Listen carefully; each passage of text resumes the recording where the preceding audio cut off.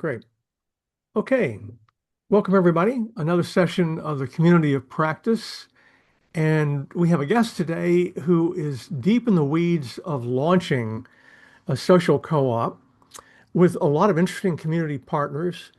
And I think with a different sort of model around research, which sounds really interesting. This is in Oxford, and our presenter is Alice Hemming, who is a key player in this. And I will actually just turn it over to Alice and let her introduce herself and her work and tell us a bit about how this has been going. Great. Thank you so much, everybody, for coming. And just to apologise, I've currently got quite a heavy cold, so I've got a bit of a sore throat. I'm just hoping that you can hear me throughout this, and if I have to pause to have a hot drink, then just please Sure. excuse me. But No worries. I'm really excited. I didn't want to miss this meeting because I'm really interested to also hear about the work that you're doing here, and I really appreciate that kind of uh, international learning, and so I'm really keen to kind of also hear your responses and the work that you're doing in your own contexts. Mhm. So I'll just if it's okay, I'm just going to share my screen, and hopefully you'll be able to see this. And I won't I'll probably be presenting with slides for a bit, and then I'll leave some time for kind of discussion and questions. Great. But firstly, I guess just to introduce myself, so I'm a cooperative development practitioner in the UK. I'm based in Oxford, which is in the sort of southeast of England. And the way that co-op development in the UK works is that there is a number of sort of local regional agencies or development bodies, and cooperative futures is a particularly kind of local sort of place-based one, and we kind of cover, if you can see there on the map, this sort of area kind of from Birmingham over to Oxford in that kind of section. Um, and so yeah, we take a very kind of place-based approach, and we're a very small team. There's only four of us, and we sort of try and work and really embed ourselves in the sort of local context, and have partnerships with community organisations, and so this is sort of where the Care Co-ops project started here. So um, I just wanted to kind of talk about the UK context first. If anyone's really interested in hearing a bit more about, there was a really good report that was published recently, looking at sort of extraction in the care sector. So obviously you probably all know that in the UK we have the NHS, and that deals with sort of I guess more sort of emergency or kind of health medical care, but then where people need to access other kinds of support, whether that's care in their homes, residential care, or care homes, or even things like kind of companionship or someone to come and help them with shopping or cooking. All of that is essentially kind of privatized in the UK. And what we see is, you know, obviously huge amounts of money being spent by local government, local councils, and actually so much profit extraction happening from for-profit care providers, care companies. And care workers in the UK are paid, usually at what we call the minimum wage here. And I think, in expensive cities like Oxford, London, in the southeast of the UK, where housing is very expensive, um, that minimum wage is just not enough to pay rent and to kind of have a good quality of life. So there is a real issue with care workers having to use food banks, and so yeah, it's a real kind of yeah, perfect storm, I guess. where, where I guess we would all say that cooperative interventions could level the playing field really. So that's a bit of the context. And so in Oxfordshire, same situation. Mostly adult social care is provided by sort of private providers. Some of them are not for profit, but mostly will be larger agencies. And so me as a co-op development worker, I was in touch with a few community organisations that were specifically supporting care workers, and there was a sort of interest in, could there be a cooperative solution to some of the issues that the care workers were facing.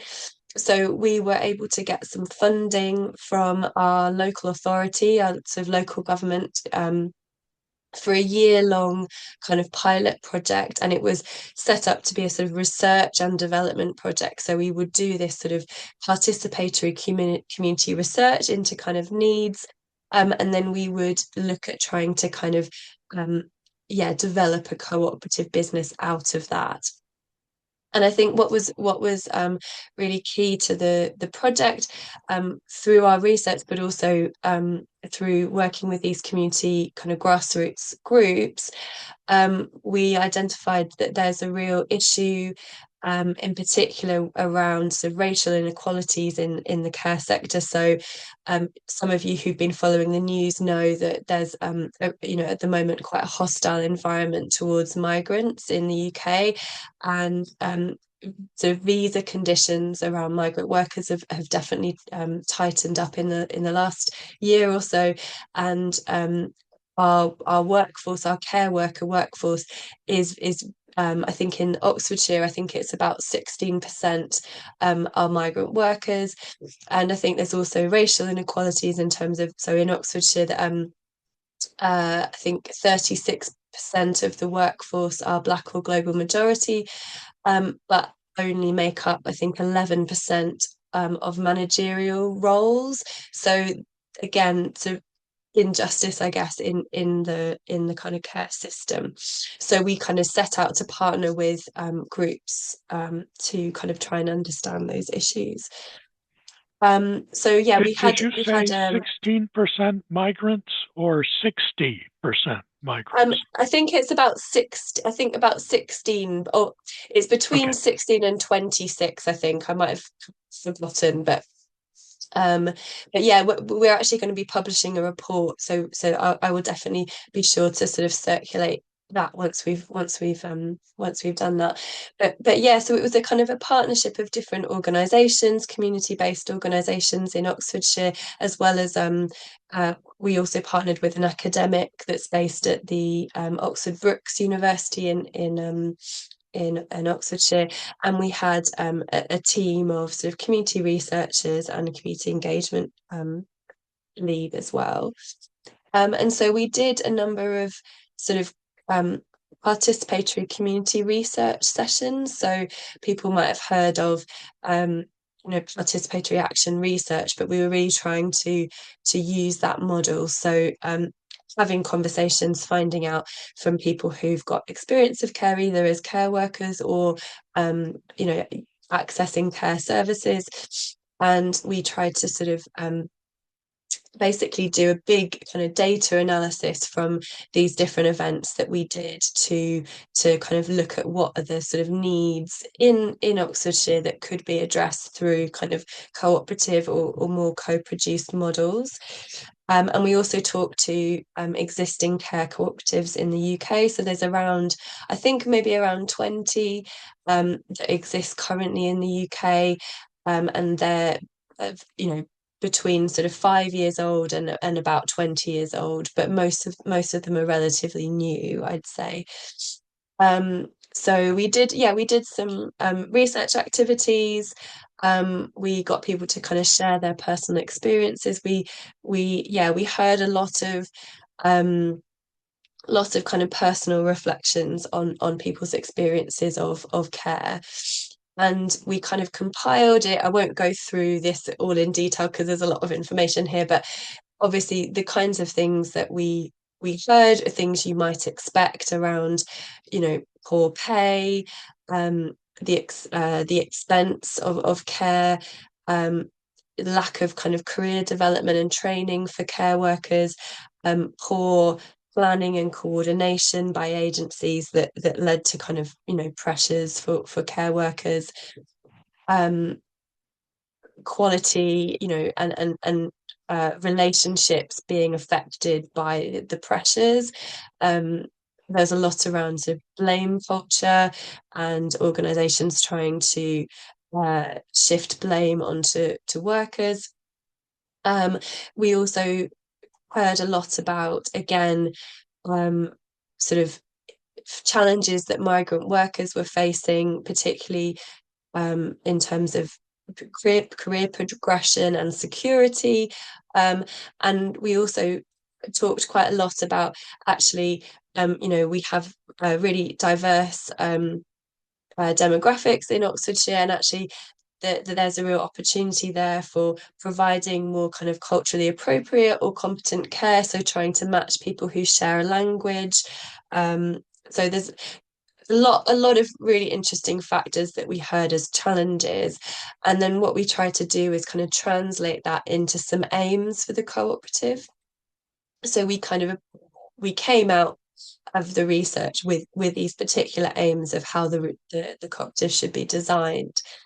And I think we also then looked at kind of best practice from existing care cooperatives in the UK already. And I guess what a lot of these care cooperatives are doing is providing what we would call kind of home-based care, or community-based care. So supporting people to lead, you know, as full and independent lives as they choose. And so yeah, we were kind of looking at what are the sort of common threads or common best practice that exists within these kind of 20 or so care cooperatives that have already been running all around the UK. And I think one of the things that was really interesting that I found was, in the UK, the kind of government language around care is around what we call kind of person-centered care. So the idea that the kind of user of care, you know, has care which is centered around them, which is, you know, I totally support that. But actually, what some of the care cooperatives were trying to do also was create this idea of a mutual culture of care, that actually relationships can be reciprocal, and it's actually about caring for each other. And so a lot of them did worked really hard to kind of match people consistently, so that, you know, you always saw the same person or couple of people, and, you know, they created these very kind of strong teams where there was this real sense of a strong relationship.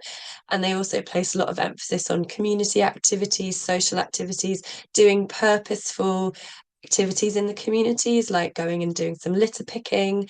And I think that really stood out to me as actually really trying to kind of, you know, someone once said to me through this research is, the issue with the care sector in the UK is we've got vulnerable people looking after vulnerable people. And, you know, as I've sort of highlighted around some of the insecurities for migrant workers, poor pay, and actually it's about sort of saying, okay, how in this care relationship can both people be cared for and their needs met? So, and I think, so just to kind of move on to the next point, one of the other things that was really interesting was around how they incorporated the sort of cooperative values and democracy in kind of in an ongoing way. So it wasn't just about coming to the AGM. And I think it's also about trying to find ways that people with different capacities and needs could access that democratic process. And so Northwest Care Co-op had these lovely socials where they would kind of gain feedback from their members about what they would like to see out of their co-op. There's a really great care co-op in Ireland, in Dublin, and it was actually set up by migrant care workers. and they make up the majority of the board. So I think we we we wanted to kind of see whether this sort of thing existed, and I know that there is a lot more of that in the US, of sort of global majority led cleaning and other care cooperatives, but that's not something we've really seen much in the UK. So we were looking to other examples to see how we might do that. Another thing, I guess, was that really a lot of these care co-ops really were community based, so they really focus on a hyper local area, and they would kind of try and match people in that area, and also kind of working with existing trusted networks, whether that's schools, whether that's churches or mosques, and actually trying to kind of create sort of a trusted network for integrating into that care relationship. And I think the other thing that we kind of saw in terms of, how co-ops have kind of innovated. Equal Care, which is a kind of quite a well-known care co-op here, they they wanted to kind of recreate the sort of platform business. So how could you create a kind of an Uber or a sort of a platform model for care, and so they've created this online platform that they use to kind of coordinate communications, manage their shifts, do their finances. And so we really wanted to kind of draw on other co-ops and see if we could kind of use their existing resources. And I think in a lot of the co-ops that I've seen, they have a much flatter structure in terms of hierarchy, and do a lot more kind of self-management, and with that comes kind of lower overheads. And I think Equal Care have really used their tech platform to kind of facilitate that self-management through the kind of communication tools that it provides. So I don't know how I'm doing for time, but yeah, so I guess what we're trying to achieve, so we did all this research, and we are now trying to kind of move forward into actually setting up this co-op. And I guess from all of this, these are kind of some of the values that we wanted to incorporate into this co-op. And in terms of the business model, it would be a trading model. It was really key for us that the workers would be paid, and we're offering well-paid, secure employment. And initially, so in the UK, we have what's called CQC, which actually regulates certain types of care, and there's a lot of hurdles to be registered with CQC and to provide that kind of regulated care. So I think we're going to be kind of slowly moving towards that. And I think what was just an interesting thing for all the co-op geeks out there, what a lot of the care co-ops said that they'd really struggled with is actually recruiting. When you're CQC registered, you need to have this named manager, and that introduces this hierarchy back into the co-op. And actually a lot of co-ops have reported kind of struggling recruiting a registered manager that has the right kind of values and wants to create sort of less hierarchy in the co-op. So that was a sort of a challenge that we're going to kick down the road, I think. And I think what we're looking at is sort of trying to offer sort of supported independent living offer, and that might be things like supporting people to go out, to go to social activities, to community activities. It might be cooking or cleaning in the home, but I guess it's about giving that person who's receiving the care the ability to live as independently as possible. And again, as I've said, sort of obviously local authority provide funding for people. It's sort of a means tested funding, so that those who need that financial support, they receive funds from the council or local government, but also some people will self-fund their care. So we'll probably see a mixture of those kinds of care user members. Yeah, and that's sort of how the business model would work, I guess. So I've added this in because I know that many of you are co-op practitioners, or you're familiar with co-op. So I wanted to kind of have a little bit of a geek out on the different sort of models that we were looking at. So we looked at sort of 5 different approaches. And again, I think some of them will be familiar to you. You probably have similar models in the US. Some of them I'm not sure if there's something that's sort of the same. So it'd be interesting to hear from you after what you think of that. The first model we were considering is multi-stakeholder co-op. So there are quite a few co-ops already in the UK that are using this model, where both the care workers and the users of care are both members, and some co-ops have also had sort of other categories of sort of community or investor members, and that is probably the model that we're going to go for. I think we're in the process of that development, but we feel that this model kind of meets a lot of the needs that were identified in our research, and it gives the most opportunity for participation. And I think where we really wanted to create that kind of mutual culture of care, it sort of fits more with those values, I think, by kind of empowering everyone through membership and ownership of the co-op. But we also considered a worker co-op. So obviously, this is something I'm sure all of you will be familiar with. And there are quite a few existing care co-ops in the UK that are using this model. Leading Lives is a particularly interesting example because they have the contract from the local authority to deliver all of the care services. So it just kind of shows that it can work at scale in a local area.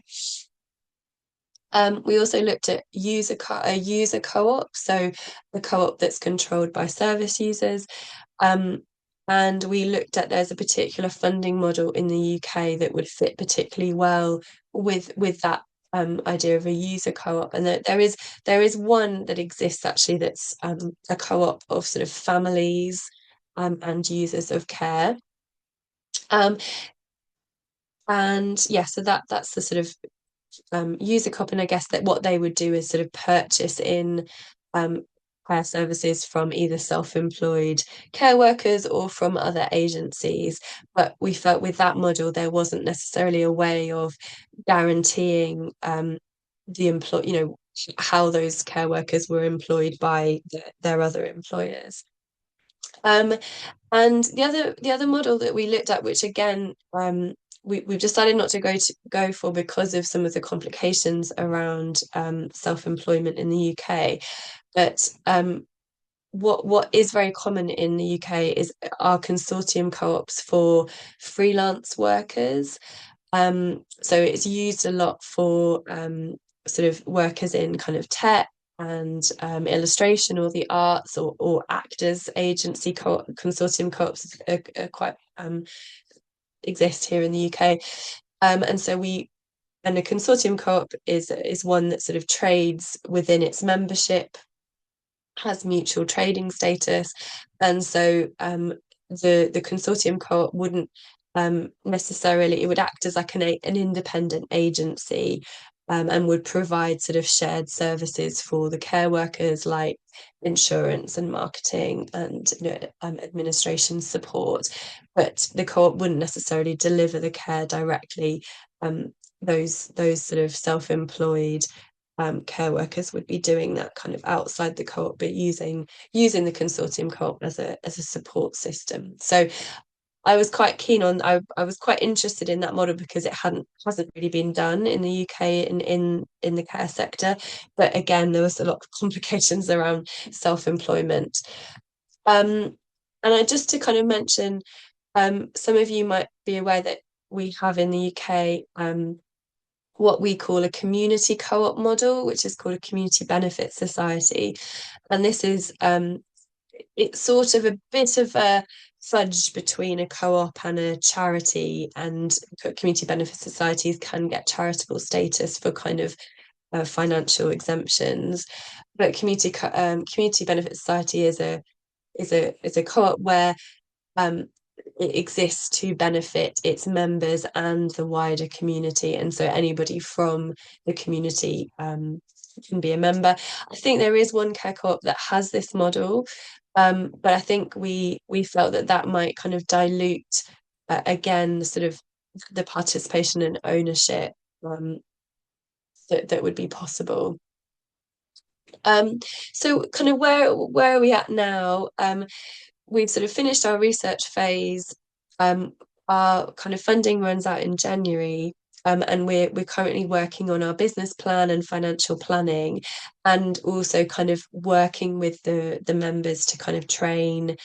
We're sort of planning a program of training which would include, you know, cooperative decision making and some of the approaches that we're looking at. So we are kind of planning that as a way of sort of building that community, and we're currently kind of seeking funding for you know, carrying on testing and developing the model. I would say it's been yeah, so you know, this is our kind of pathway.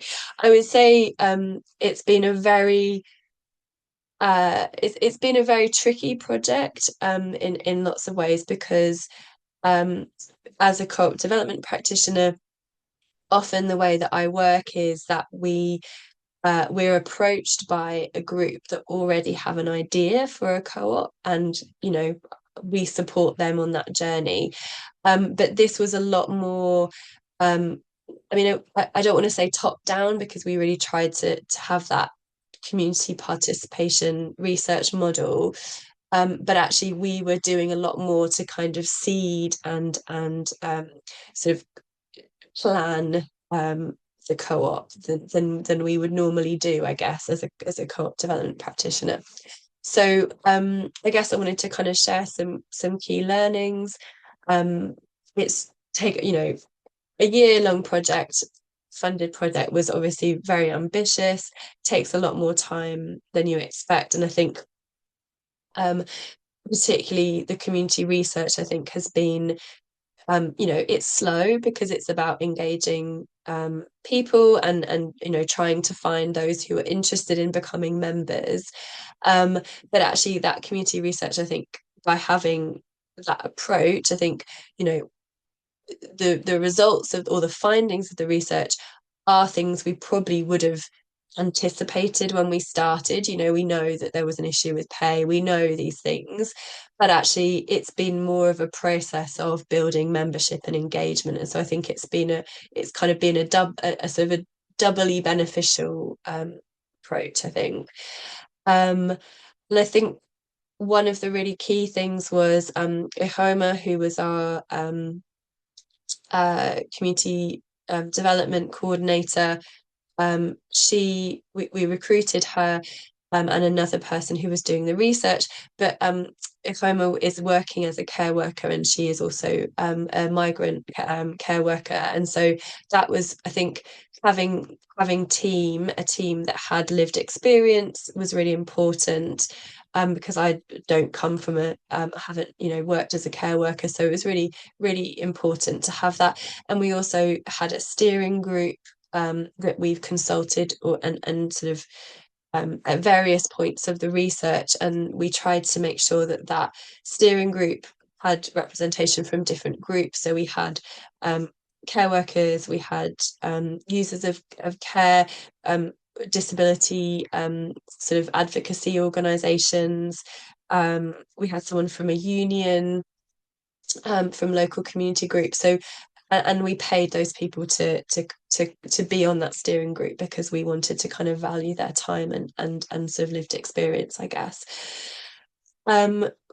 We found obviously that the kind of hostile environment, immigration policies in the UK has presented massive challenges for the co-op, and we're currently seeking legal advice because there are visa conditions which could be interpreted to say you can't be an owner of a business, and so how does that sit with being a member of a co-op? So we're still trying to get legal advice to try and unpick some of that and see what's possible.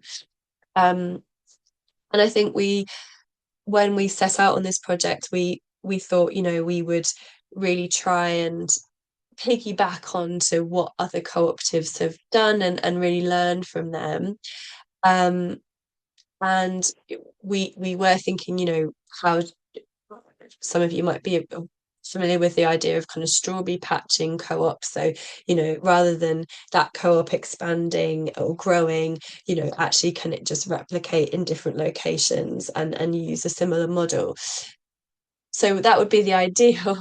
But there are challenges with that. And I think particularly because, um, each local area is very different, but also what I've what I've found from talking to those care co-ops is that it's really difficult, and they're all very overstretched and over capacity, and so they don't actually have that much time to kind of help replicate or kind of or do loads of work to help us develop. So I think that's the ideal, but in a very squeezed sector, it's easier said than done.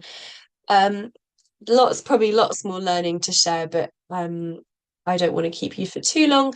So, and I've talked a lot. So yeah, feel free to kind of get in touch with me if you want to yeah, get a copy of the report or just ask me some more questions.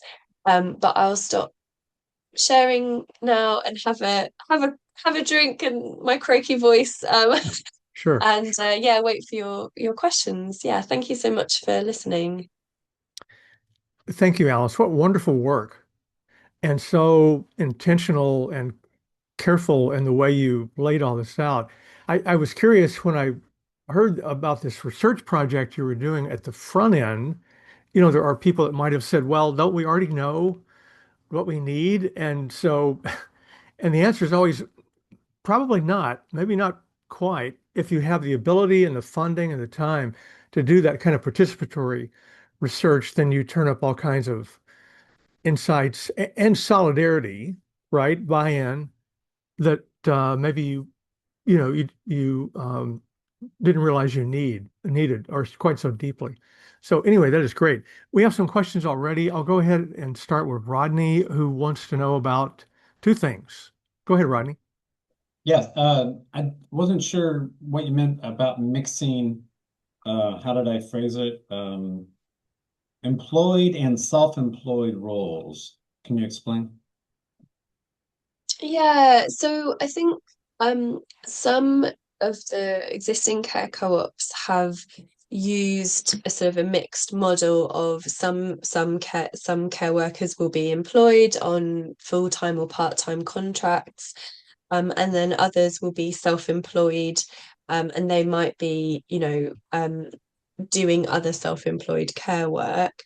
And I think, for example, Equal Care went with that model in order to try and accommodate and be flexible for some people who might prefer self-employment. And but it's a bit of I find it a bit of a tricky one because I think obviously with self-employment, um, there are kind of issues and challenges around sort of guaranteeing sort of security and comparable benefits, I guess, to the employed workers. So it's something that we were considering because this was something that Equal Care did.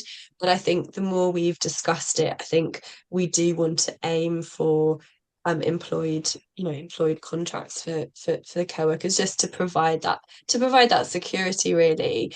And I think, as I said, there are a lot of self-employed care workers in the UK, and that there are some people who will be kind of contracting directly with the people that they're working with, and so that's why we were looking at that sort of consortium co-op model to accommodate those people that maybe are already self-employed. But I think there is a sense that actually maybe a lot of the care workers that we've spoke to, if they were able to access a secure full-time employment contract, then that would be the ideal. Sorry. Would the self-employed people also be members of the co-op? Yeah, so I think in the case of equal care, where they do have this mixed model, both types are members. Yeah, they have both of them would have membership. Yeah. I think, obviously there'd be some kind of probationary period that after you've worked for the co-op for a certain number of months or something, but I think both were members. Yeah. And I can quickly ask the ISF. So I don't know if you have a similar thing in the US, but it's something that was an initiative of the government that hasn't really taken off, but I think could have a lot of potential for co-ops. It's called individual service funds. So and I guess it was designed to encourage more choice and sort of people who are using care to be able to access services from lots of different providers. And so what would happen is organizations or businesses would be set up as an ISF provider, and essentially what they would do is sort of collect the money from the local authority on behalf of the care user, and then they would essentially support them to manage that budget and pay for, so you could go out and go to this day centre for 1 day a week and we'll pay that day centre for you, or you might want to have someone come along and help you with your meals, and so we'll manage. So it's basically a budget management mechanism.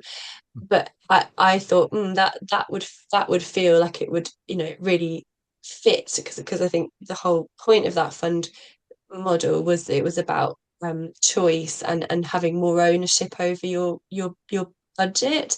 So that felt like could be a really good fit with a co-op approach. But yeah, again, sort of something that we haven't quite had a chance to fully explore.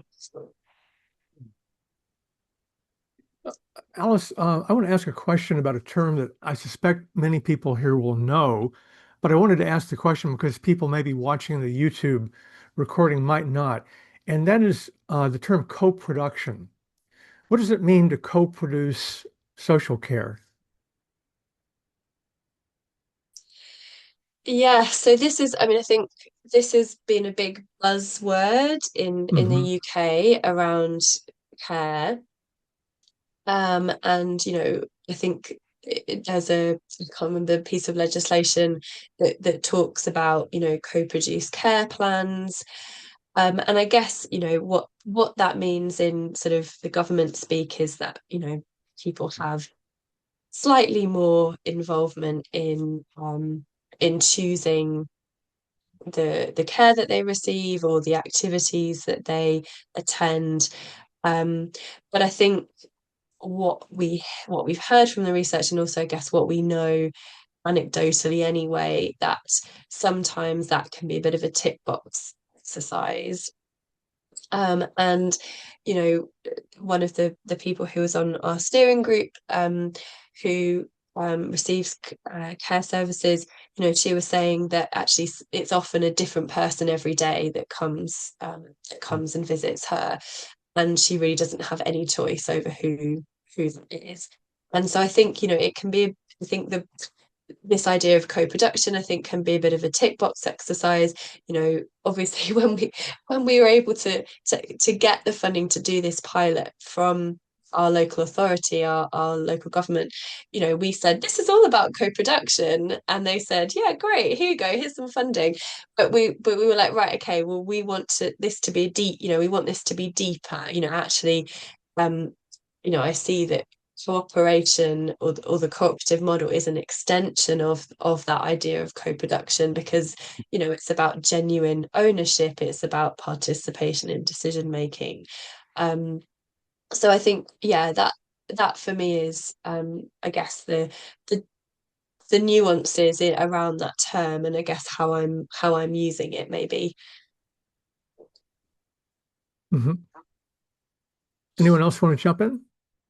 Feel free, just raise your hand or jump right in. Go ahead, Rodney. Well, I'm hesitating because I don't want to hog, but I'm That's all full right. of questions. So, for example, real quickly, whenever we start a co-op, there's some things we do intentionally to raise our cost. Like we want to pay higher wages, we want better working conditions, etc. But usually there are ways we offset that, um, and it varies situation to situation. What are some of the ways you think you can offset those intentionally higher costs? Not to mention, you're working at a very small scale, so you have no economy of scale. Um, what's your magic sauce? Yeah, so we're in the sort of business planning and financial planning stage. So I guess we're trying to work out what that magic sauce is at the moment. I think what we've heard from other care co-ops in the UK is that, a couple of things really. I think one is the sort of flatter management structures, or sort of flatter hierarchies. Um, lead to kind of this, a leaner organizational structure and cost savings compared to maybe how other agencies work. And I can't remember quite what the statistic was, but I think this report that I referenced at the start of my presentation, it said something like that in some of the private care providers, the salaries of the sort of business owners, or the kind of CEOs, sort of 6 times that of those care workers. So I think there's some of that which I guess is around how those sort of more non-hierarchical models can work. And I think we've again, it's something I don't know that much about, but the equal care, for example, using this, haven't seen the platform, but the way that they're using it, this online platform, is again to cut down sort of coordination time. So teams are doing a lot of the coordination of their rotas and communications themselves. So they're using that platform to communicate with each other, and they're actually doing a lot of the kind of management of their own rota. So I think there's some of that. And I think, I mean, again, one of the things that we're looking at is, rather than we're not looking to provide residential care, or so we're hoping that we can get away without having an office premises. We, I guess, if we can keep down our kind of physical overheads, again, that's, well, at least when we're in our early stages, that's again something that hoping will save some money. And again, I think as I've said, there's been some challenges, because I think the other care cooperatives are all overstretched themselves. But again, we're hoping to be able to kind of piggyback on their resources, to be able to kind of use Equal Care's online platform to be able to kind of borrow policies, share training, that kind of thing. So again, how can we create economies of scale, by linking up with other cooperatives, I guess. Yeah. Thank you. Anyone else? I have a follow-up point about that. When I'm looking for like these the offsetting benefits, I'm usually looking for things that the private profit-driven companies can't do. Because if it was something they could do, they would have done it to cut their own costs. Like if flatter hierarchies would save the investor-owned provider money, they probably would have tried to push for that. That's just an FYI when I think about those trade-offs that co-ops yeah can use. yeah it's a good point. Alex, Sorry. I have a question about the platform that you're building out. I guess the question in the back of my mind is about taking this kind of work and putting it on a platform in the first place.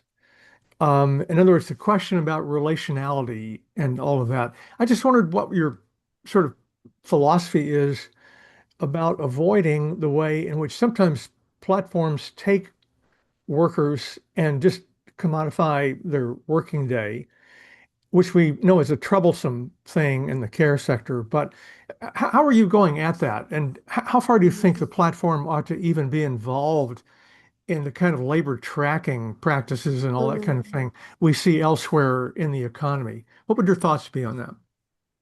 Yeah, I mean, I think I would definitely direct people to go and have a look at Equal Care, and Emma, who's one of the kind of co-founders, has done some really good Hmm, videos and recordings of their approach and how they work. And great. I think they use the tool very much as a tool, as a sort of a conduit for um you know, planning and coordination and Mhm. financial management and things, but actually they do place a huge emphasis on in-person relationships and kind of relationship building. And I think that's something, again, I mentioned the Northwest Care Co-op. Again, they place a lot of emphasis on social meetups. So, everyone that works for the organization, will be invited to come to a weekly social. So it's so with all of the members, so the care users and the worker members in that case. And I think think the way that I see it is that we can use that online platform or tool. I guess essentially it's like a CRM system. It's a kind of cooperatively owned CRM system, which the care co would need to use some kind of tool anyway. I think it's sort of about using it as a tool, and finding ways to use it for efficiencies, but then making sure that the values and the ethos of the co-op are very much sort of community based and relationship based. But again, it's we're very early stages, so we've really kind of just done this research and we've started meeting with members, but we're still very much kind of building, and it's all theoretical at this point. So I mean, if we have time, I'd love to kind of hear from all of you on this call, kind of um yeah, what you're interested in is in this area, and what practices that you're doing or you've seen in the US that I might learn from. That would be great to hear. Yeah, I'm interested in all this, among other things, as a prospective customer, and I'm thinking of, and I have a friend who's got a mother who's in advanced stages of dementia and whatever, and I'm trying to I'm trying to figure out how do you design a system around the fact that, first of all, your customers, your clients, your patients, whatever you want to call them, are in all sorts of different stages of Hmm, life, and some of them are cognitively very able, and some of them really require somebody else to be making decisions for them. And then there's finance. Some of them have independent financing, some of them don't. And then there's relatives. Some of them have relatives who are hmm, pitching in, and some of them don't. And I'm struggling with, given this incredible variation of hmm. the product or this of the service, how do you design a system that addresses all of those different needs all at once? And Hmm. maybe this is not so much a cooperative question as it is a question about elder care and all of that, really. And maybe nobody else is interested in this.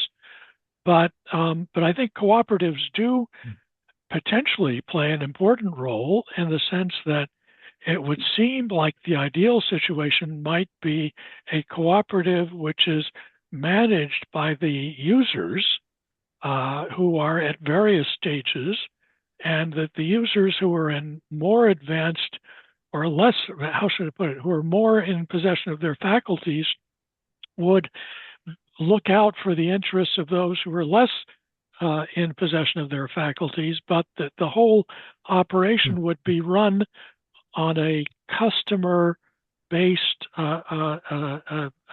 platform. Hmm.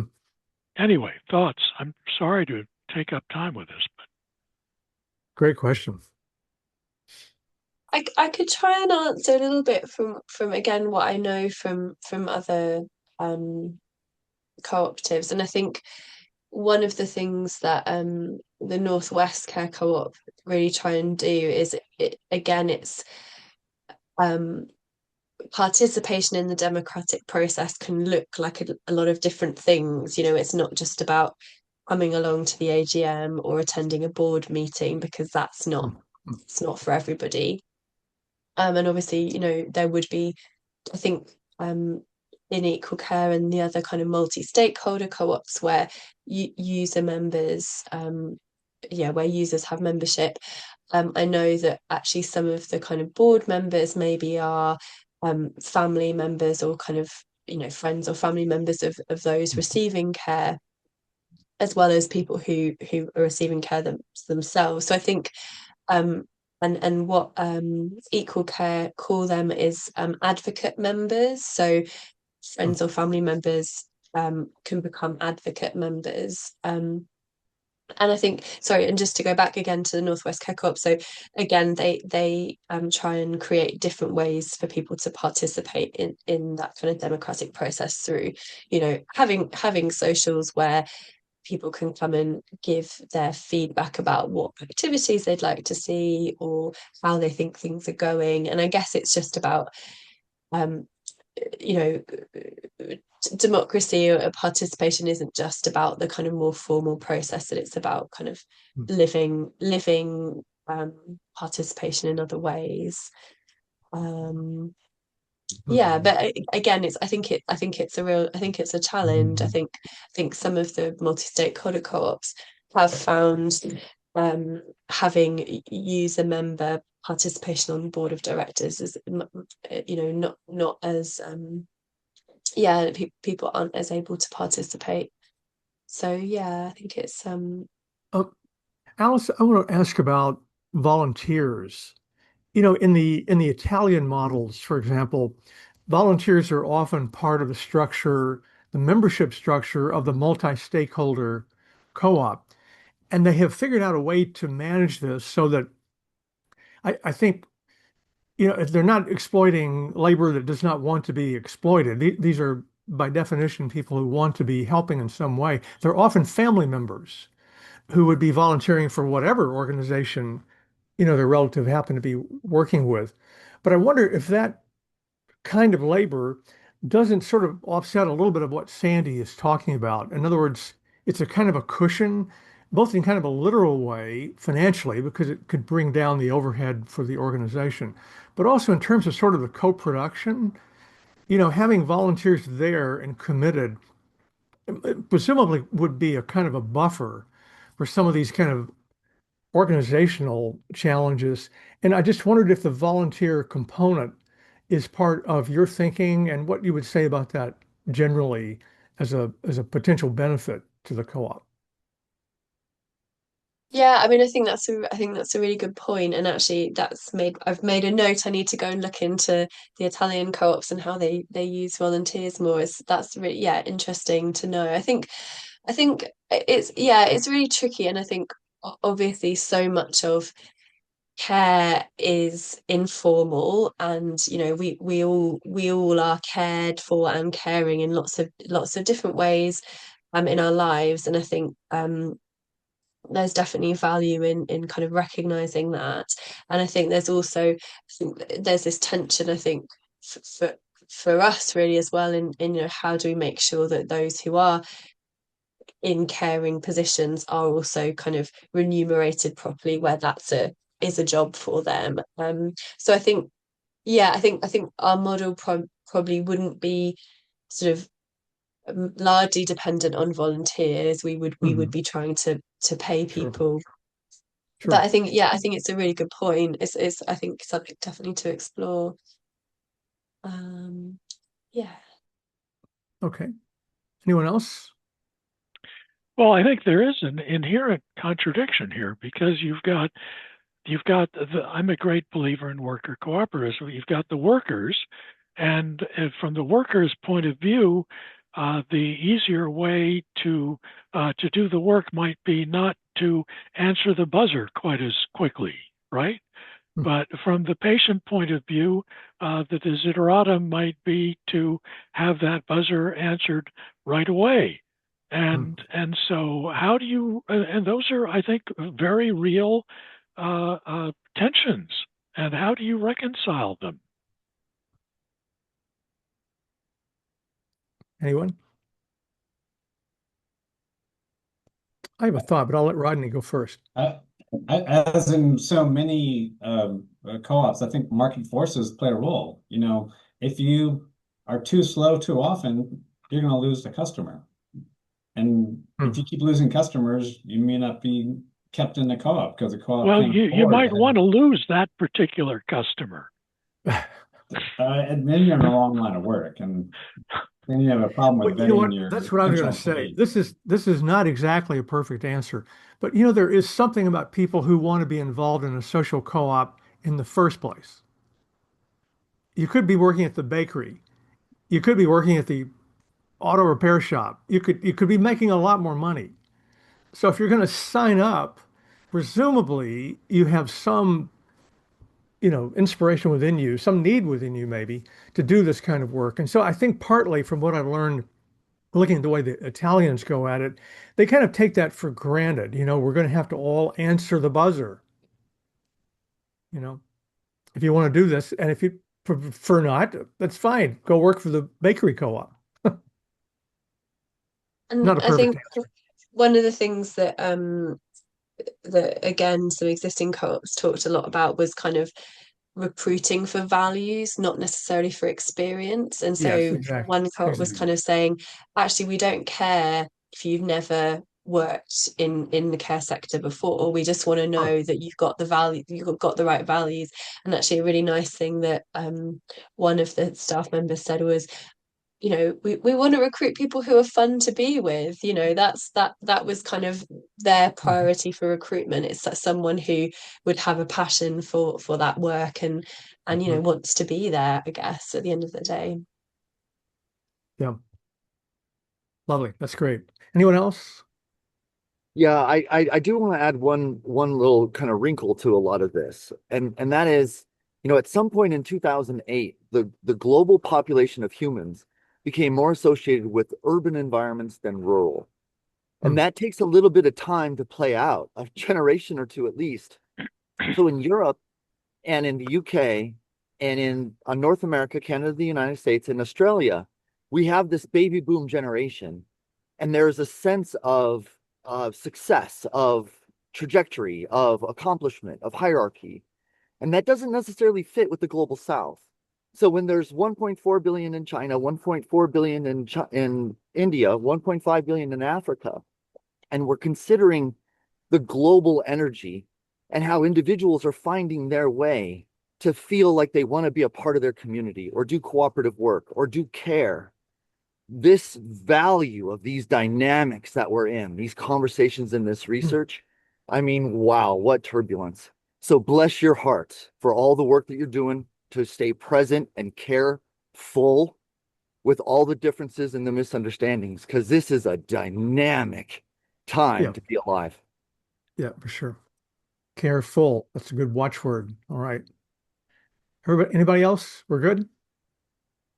Thank you all. Great session. Alice, thank you so much for doing this. We're going to keep in touch with your wonderful work. And so in the new year, we will hopefully ride again.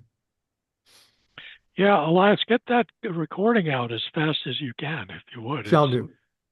Yeah. Shall do. Thank you All right. so much for having me, and yeah, hope to connect with you all another time as well.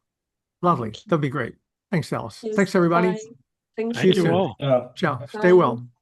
Bye-bye.